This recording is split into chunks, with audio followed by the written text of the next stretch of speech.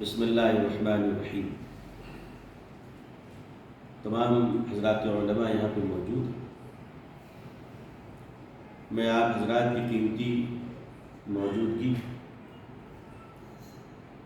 سے استفادہ کرتا ہوں اپنے ملک ہندوستان کے لیے، اور یہ بات جہاں جہاں چلی جائے وہاں تک کہ عام مسلمانوں کے لیے ایک اہم پیغام محبت ہے کہ جس دور میں حضور صلی اللہ علیہ وسلم کی جو سنت مٹ رہی ہے، اس سنت کو زندہ کرنے کے لیے مسلمانوں کو سر پہ کفن باندھ لینی چاہیے، پوری جرت کے ساتھ تیار ہو جائیں، چاہے وہ سنت مستحب کے درجے میں کیوں نہ ہو اور چھوٹی سے چھوٹی کیوں نہ ہو۔ جنگ تبوک کے موقع پر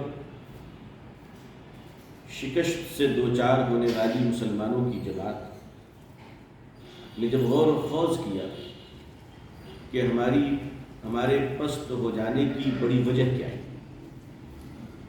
تو آپ اکابر علماء ہیں، آپ جانتے ہیں اس کی وجہ ہتھیار کی کمی نہیں تھی،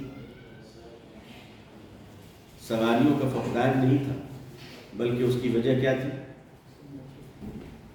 جی کون سی سنت؟ ایک مصباح۔ غور فرمائیے، ایک مصباح یہ کتنی اہم سنت ہے، اس کو تسلیم کرنے کے باوجود بھی ہماری زندگیوں میں، اور معاف کیجیے گا اگر آپ حضرات مجھے معاف کر دیں تو مجھ جیسے مولویوں کی زندگی میں اس سنت کا اطلاق نہیں ہو پا رہا۔ میں آپ حضرات کی بات نہیں کر رہا ہوں۔ ہماری مسجدوں میں ایم ایل اے صاحب، ہماری مسجدوں میں الحمدللہ اے سی بھی لگ رہی ہے،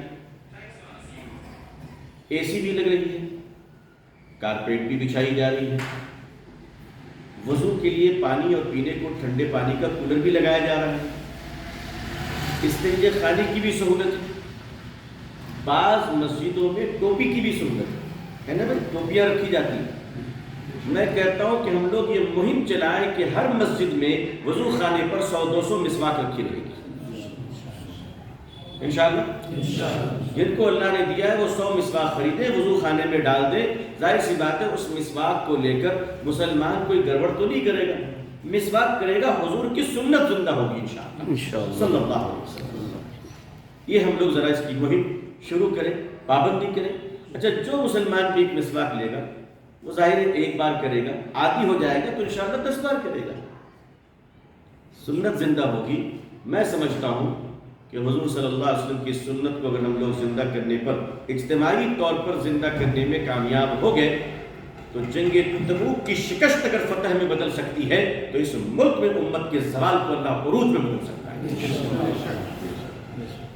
ایک گزارش کی ہے۔ دوسری سنت جو بعض جگہوں پہ کمزور سے کمزور ہوتی چلی جا رہی ہے، آپ حضرات توجہ فرمائیں، اذان کے بعد دعا پڑھنی حضور کی سنت ہے صلی اللہ علیہ وسلم۔ بلکہ اگر آپ مجھے اجازت دیں اکابر علماء، تو حضور کی پسند ہے صلی اللہ علیہ وسلم، ہے نا، یہ دعا پڑھنا میرے آقا کی پسند ہے صلی اللہ علیہ وسلم۔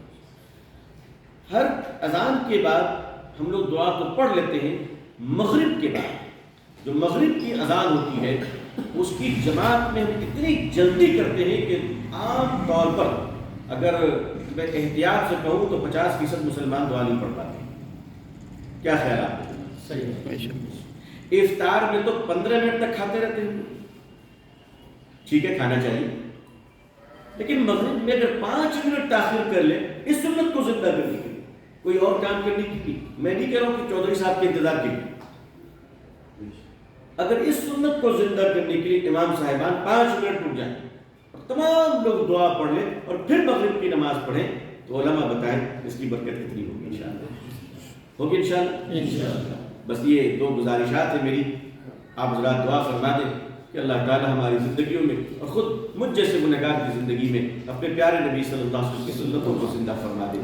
جزاک اللہ، بہت شکریہ، السلام علیکم ورحمۃ اللہ وبرکاتہ۔